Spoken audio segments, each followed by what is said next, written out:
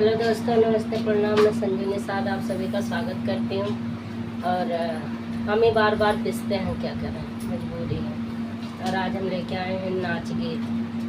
समय नहीं है नाच गीत की, लेकिन ये नहीं मानती, कह रही नाच गीत ही रजा धनवा कोटावा बीमार बाटे, राजा धनवा कोटावा बीमार बाटे, राजा धनवा कोटावा बीमार बाटे, राजा धनवा कोटावा बीमार बाटे,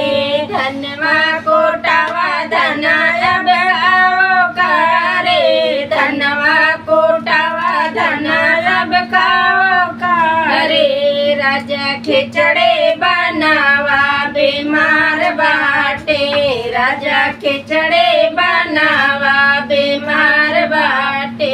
राजा धनवा कोटावा बीमार बाटे,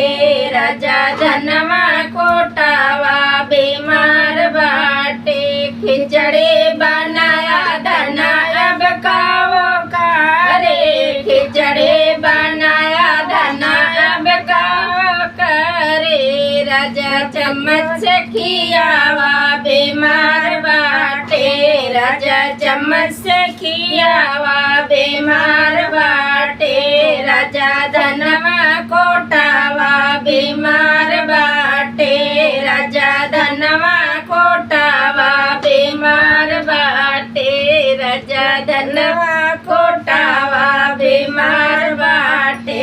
राजा धनवा कोटावा बीमार बाटे,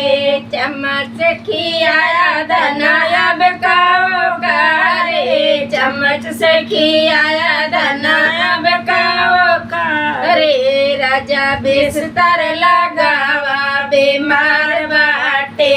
राजा बिस्तर लगावा बीमार बाटे, राजा धनवा कोटावा बीमार बाटे,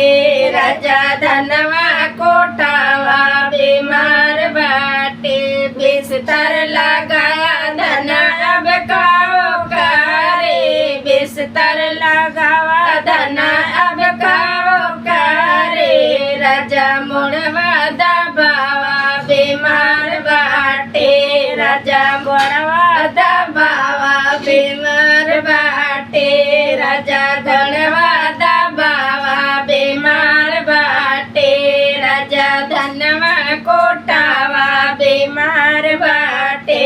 राजा धनवा कोटावा बीमार बाटे,